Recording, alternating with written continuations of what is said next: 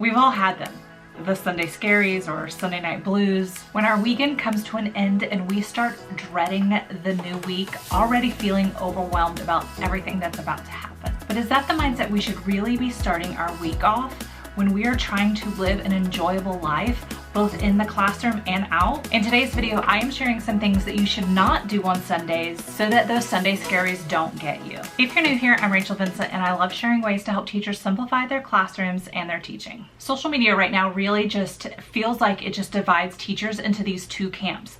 First is that like overly excited, positive about everything having to do with teaching and education. And then the other side is like dreading everything and hating everything about teaching. And I don't fit into either one of those categories.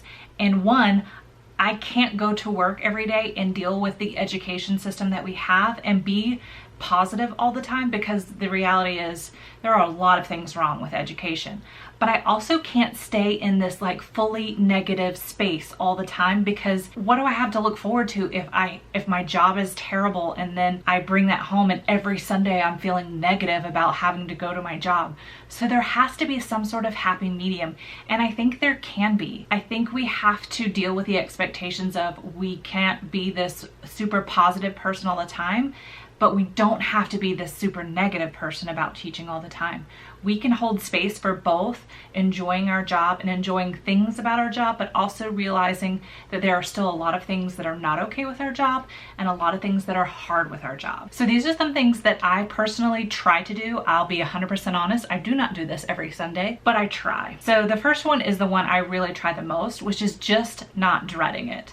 If I sit around all day Sunday and think about everything that's coming up and everything that I'm sad about the weekend ending, it's just gonna leave me in a funk all day Sunday, and then I've ruined one of my days that I have off. So if I notice myself getting into that kind of headspace, I try to prepare for it. So I will brain dump, get everything that's on my mind that I'm thinking about the coming week, make a to-do list, make a priority list. Another thing that's sometimes helpful, instead of like dreading all the things you have to do this week, is sometimes I like to just make a little mental list of things that I get to do, like things I'm looking forward to.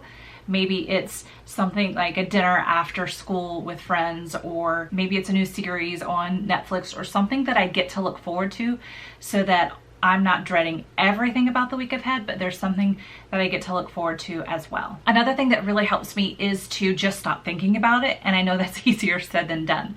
But if I am just sitting around doing nothing all day Sunday, my mind inevitably is going to go to how much I'm not looking forward to the week ahead. So do things to get your mind off it. Plan something fun to do on Sundays. Do something that you want to do out that's not teaching related, a hobby, something that you can do on Sundays that really just make you look forward to that day. Don't do schoolwork on Sundays. I highly recommend don't doing schoolwork at all on your weekends. But if you're not in a place where you can do that yet, do your schoolwork on Saturday so Sunday is not full of dread. And get movement in. Moving, getting those endorphins going really just put you in a better mood overall, and so it will help with those Sunday blues. Something else that can really set you up for your week ahead is to stop waiting until mornings to pick out what to wear. One of the things I love doing on Sundays is picking out my outfits for the entire week. It makes my mornings less stressful. It makes me feel prepared for the week.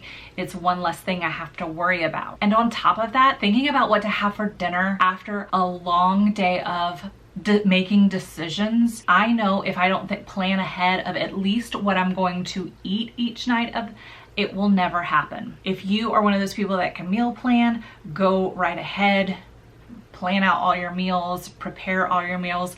I personally don't enjoy cooking, so I don't want to spend my Sunday cooking. So I sort of meal plan. If it's something that I'm already cooking, like chicken for dinner on Sunday, then I might cook a couple more to go for the week. But most what I do is just plan out what I'm going to eat each night, each day for lunch, so I know the week ahead those are already taken care of. And on top of just having dinners planned, I also like to make sure I have lunches planned. We actually have a pretty decent lunch menu in our schools. So I will look at the lunch menu and see, okay, what days can I get school lunch? What days do I need to make sure that I have extras left over from dinner so I can have it for the next day, or do I need to make something completely different? Again, just having that all planned out takes those decisions off of me later in the week and makes it easier to make better choices. I don't know about you, but the beginning of Sunday typically is fine. It's just the closer you get to afternoon and evening when those scaries, if you will, start to creep up.